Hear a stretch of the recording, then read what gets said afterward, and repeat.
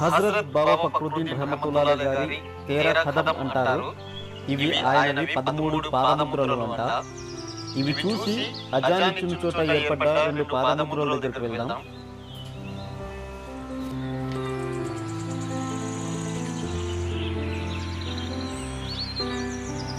హజరత్ బాబా ఫక్రుద్దీన్ రహమతుల్లాహి గారిని సున్నపు కుండలో ఉంచి చెరువులోకి వేసిన చెరువు ఇక్కడి నుంచి కనిపిస్తుంది.